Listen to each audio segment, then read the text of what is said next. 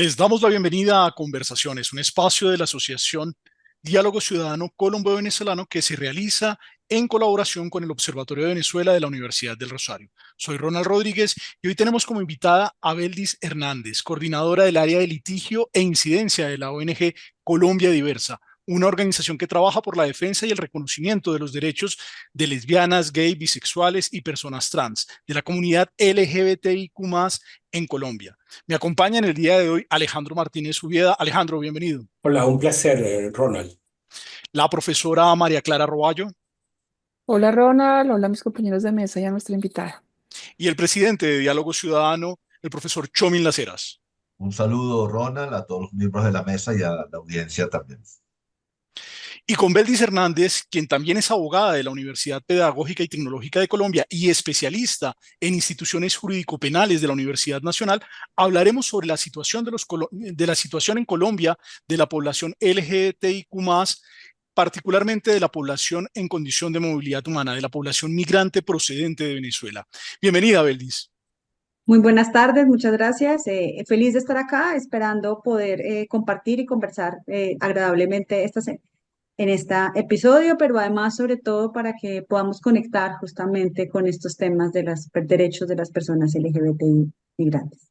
Beldis, precisamente una de las características que hay entre la comunidad colombo-venezolana es que la comunidad LGTBIQ+ venezolana muchas veces no puede acceder a sus derechos porque la revolución bolivariana limita muchos de estos derechos. Es un régimen que se ha caracterizado por no dar las discusiones sociales que se requieren. Cuando llegan a Colombia encuentran un escenario bastante diferente. Desde el trabajo que ustedes hacen como un litigio estratégico, ¿cómo perciben la realidad de la población venezolana que llega a Colombia y encuentra una dinámica de derechos mayor, pero por la cual también tiene que seguir trabajando? Mira, es una pregunta larga, compleja de contestar realmente, pero sí creo que es importante como reconocer las diferencias en los ordenamientos jurídicos que tenemos, ¿no? Efectivamente se viene de un marco jurídico en Venezuela que no reconoce derechos en su gran mayoría. Entiendo que los avances han sido muy limitados. eh, y venimos a un marco como el colombiano, que desde los 90 ha estado desarrollando fuertemente el reconocimiento de derechos de personas LGBT en distintos ámbitos, ¿sí? Individuales, familiares, educativos, laborales, entre otras. Entonces, esto implica varias situaciones para las personas LGBTI provenientes de Venezuela. Uno es que tienen un conocimiento muy restringido también del marco colombiano, pueden que hayan escuchado o conocido de avances en Colombia, pero no saben realmente cómo funciona nuestro sistema jurídico, entonces también hay una necesidad inicial de conocer cómo se accede, cómo se viven y cómo están reglamentados esos derechos. Entonces, esa es una situación, pero la otra es que efectivamente hay algunos de los reconocimientos que tenemos en Colombia que tienen unas ciertas restricciones en su aplicación más para nacionales que para personas migrantes. Y eso no es dado tanto del marco jurídico colombiano estrictamente hablando, que en la Constitución dice que todas las personas extranjeras gozarán de los mismos derechos en Colombia, sino también del sistema jurídico internacional, que lo que hace es señalar que yo, a donde yo vaya, me va a seguir todas las leyes que regulan mi estado civil. Y por lo tanto, así yo esté en un marco jurídico que es más beneficioso y que reconoce más derechos, al venir de Venezuela, yo cargo un poco con ese marco jurídico también regulatorio que va a implicar unas limitaciones, unas restricciones y unas complejidades, a pesar de que en Colombia se reconozcan más ampliamente derechos.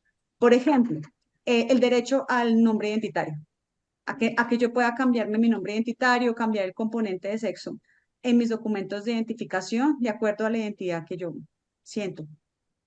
Ok, Sería uno de ellos y podríamos ir ampliando más. Espero haber sido clara. Discúlpenme. sí.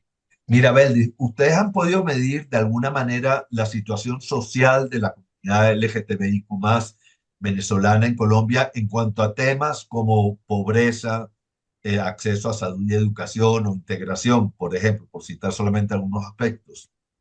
Mira que no, sí hemos tenido como intenciones, Colombia Diversa lleva más de 10 años produciendo informes sobre derechos humanos. Están estos informes más enfocados en violencias, Y de la mano de eso, hace 2 años llevamos produciendo un informe sobre situación de las personas migrantes LGBTI. No obstante, el acceso a la información es muy precario. Primero porque nuestros sistemas de datos no contemplan esas variables de orientación sexual e identidad de género, pero además porque la situación de la persona migrante la hace especialmente vulnerable a la marginalidad, ¿sí? A acceder a economías no reguladas en el país, pero adicionalmente, si a eso, que uno podría decir, eventualmente eso coincide en general con muchas situaciones de migrantes, pero esto se va a ver agravado por el hecho de los prejuicios que hay en torno a una orientación o identidad de género. Por lo tanto, las personas LGBT lo que hemos como percibido es que tienen miedo a expresar o hacer visible su orientación sexual o identidad de género. En muchos casos, especialmente de mujeres trans, su visibilidad es mayor per se al expresarla, ¿sí? Es más notoria o son más visibles mujeres trans, generalmente migrantes, pero las orientaciones sexuales no y suelen preferir no revelarlas, así como los hombres trans, que también su visibilidad es menor en la sociedad en general. Beldis, yo quisiera preguntarte sobre el papel que cumple el litigio estratégico ante esta población que es vulnerada, muchas veces invisibilizada. En Colombia Diversas hacen un trabajo importante de litigio estratégico. Quisiera preguntarte cuál es el papel de esta estrategia en la visibilización de esta población y en la garantía de sus derechos. Mira, María Clara, es una pregunta súper interesante y súper retadora también de responder, porque hablar de derechos humanos, hablar de litigio, te plantea qué puedes hacer y cómo lo vas a lograr. Especialmente el litigio estratégico está pensado en qué mecanismos pueden ser más eficaces para lograr lo que las personas desean en su realización y en su vida cotidiana. Y eso no siempre va de la mano, digamos, lo que las personas desean no siempre va de la mano con litigios estratégicos, ya que los litigios estratégicos además suelen requerir mayores tiempos de tratamiento, y esto no quiere decir que nuestro sistema, cuando no es litigio estratégico, sea mucho más ágil o rápido para responderlo, ¿no? Nuestros sistemas también tienen sus propios tiempos que no siempre responden con las expectativas ciudadanas, que además son del día a día, ¿no? Uno siempre espera que en su cotidianidad todo se resuelva con mayor agilidad. Eso por una parte. Ahora, frente a lo que tú me decías sobre qué ha hecho Colombia Diversa, cómo se ha pensado, nosotros llevamos 20 años trabajando en pro de los derechos de las personas LGBT en Colombia. En ese marco siempre hemos atendido como todas las demandas y consultas que nos hacen jurídicas. Desde esas consultas es que hemos ido construyendo y hemos ido estableciendo las necesidades y las identidades y los requerimientos específicos por cada población, porque además solemos hablar de LGBTI como si todos fueran una sola forma, y resulta que lesbianas, gays, bisexuales, trans tienen necesidades muy distintas. En ese marco, como que en nuestro habitualmente lo veníamos haciendo, no obstante, desde la primera como ola de migración venezolana, hicimos un especial Zoom, por ponerlo así, sobre esta situación, y allí notamos que no están pensadas las personas migrantes LGBT. No sé qué otra manera de decirlo, esperaba como alguna otra frase más políticamente correcta, pero realmente no la hay. Las personas LGBT no han sido consideradas solo a partir del estatuto para la regularización de los migrantes venezolanos que saca el gobierno. Se hace una eventual alusión a las personas trans realmente, ni siquiera a las LGB, solo a las personas trans, y es una alusión que realmente no trae unas consecuencias tan positivas. Y entonces ahí lo enlazo con lo que tú me preguntabas del litigio estratégico. Entonces ahí es cuando nosotros, desde la experiencia que llegamos en estos años de litigio, es decir, como momento, celebremos, sí, es lindo ver que el Estado como que se piensa, así sea marginalmente, a las personas trans, pero esta acción sí está representando reconocer las necesidades, sí está atendiendo a la verdadera experiencia que tiene una persona migrante trans en el país. La respuesta es un rotundo no. Esta versión lo que hizo fue demostrarnos la necesidad de litigar, de hacer ver, de visibilizar que no pueden ser atendidas igual, que con decir que generan un procedimiento, entre comillas, diferente, para ellas lo que están haciendo justamente genera un trato discriminatorio motivado únicamente en su identidad de género, que ya es una categoría sospechosa para el derecho internacional de los derechos humanos. Y es un trato que adicionalmente lo que hizo fue dificultarles aún más el acceso a la regularización. ¿Sí? Nosotros acompañamos en ese marco a personas que dijimos, bueno, vamos a ensayar este mecanismo, vamos a mirar cómo funciona. Y nos echamos cerca de un año atendiendo a la primera persona que logró que para el registro migratorio pudiera identificarse con su nombre identitario, valga la redundancia. Okay. Entonces, eso lo que demuestra es que finalmente hizo un trámite más largo, más complejo, expuso a las personas a una revictimización, ya no solamente por las autoridades migratorias, sino también por las notarías, hizo que la regularización les costara. A cualquier otra persona cisgénero no le costaba regularizarse. A las personas trans que querían que les fuera reconocida su identidad, sí, porque antes de eso debían pagar una escritura.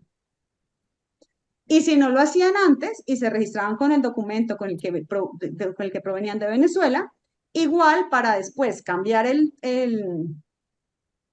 me olvidó el permiso temporal, el PPT. PPT, gracias, esas siglas, a veces se nos confunden. Para cambiarlo, tenían que pagarlo como si fuera un duplicado. Entonces, era finalmente un costo adicional. ¿Sí? Esto como en lógica de personas trans, pero si nosotros lo pensamos, por ejemplo, en lógica de personas lesbianas o gays, no se contempló además que estas personas generalmente migran solas. ¿Sí? Cuando son menores de edad, el primer escenario de discriminación es su familia. Y entonces frente a esos menores de edad siempre se pedía acompañantes y no se declaraban en situación de abandono y no se reconocieron vínculos como las familias sociales, que son generalmente quienes acogen y apoyan. Eso no está contemplado en ninguno de nuestros reglamentos y tampoco se contemplaban las parejas formadas por por parejas del mismo sexo, como sí lo contempla nuestro ordenamiento jurídico. Y por lo tanto, cada una tenía que hacer su trámite distinto y eso dejó en una situación también de riesgo a menores de edad, hijos de estas parejas del mismo sexo. Porque allí hay una cosa un poco extraña en el prejuicio social, en el imaginario social, y es que si bien a partir de las reconocimientos, de las normas, de las sentencias en el caso colombiano, se hace visible que existen parejas del mismo sexo con hijos, pareciera que creemos que solamente estas parejas se crean con las sentencias, y eso no es así, o sea, son hechos o situaciones de hecho que ya están, y eso hace que muchas parejas, más allá del marco jurídico restrictivo del que hablamos hace rato, que tiene el sistema venezolano, pues en Venezuela hay parejas del mismo sexo, que no estén protegidas es una historia, pero las hay. Muchas son colombo-venezolanas y tienen hijos, que es algo que a veces pareciera que en el imaginario nos cuesta asumir. Ahora, Y cuando, señor, quisiera volver un poco a un comentario que hiciste que no me queda claro, pero que tiene que ver también con esto. Tú dices que cuando se viene de la situación venezolana con un marco muy restrictivo, y pasar a un marco donde se ofrece, donde hay la posibilidad de mayores derechos, el origen del marco restrictivo impide o dificulta de una manera particular el ejercicio de los derechos en el país receptor, en este caso en Colombia. Eso jurídicamente, ¿por qué se produce? ¿Podrías comentarnos un poco o darnos ejemplos? sí, porque por tratados de derecho internacional privado, a uno lo persigue la ley del país de origen en relación con el Estado civil. Ejemplo, el nombre. Vamos, salvo por esa excepcionalidad que creó Colombia para las personas trans, tú sacas todos tus permisos, tus visas, tus pasaportes de acuerdo con el nombre que traes en el país de origen. Si ese país de origen no reconoce ese cambio, difícilmente eso va a ser reconocido fuera. Incluso en el caso colombiano, que se reconoció la identidad para este permiso temporal, no es claro y no conocemos un caso y sospechamos que no pues posible que esta identificación de este permiso temporal sea válida para tramitar un visado a Estados Unidos. Para eso seguramente la persona se tendrá que seguirse identificando con el nombre del país de nacimiento. ¿Por qué? Porque tú llevas ese estado civil y esas normas que regulan el estado civil al país donde vas. Otro ejemplo práctico, especialmente en parejas del mismo sexo, es el matrimonio. En principio, tú te casas, porque es otra cosa que rige tu estado civil, de acuerdo con las leyes de tu país de origen. Por ejemplo, en Colombia no hay matrimonios estilo Las Vegas, en que yo llego de vacaciones y me caso. En general, para ninguna, heterosexuales o parejas del mismo sexo.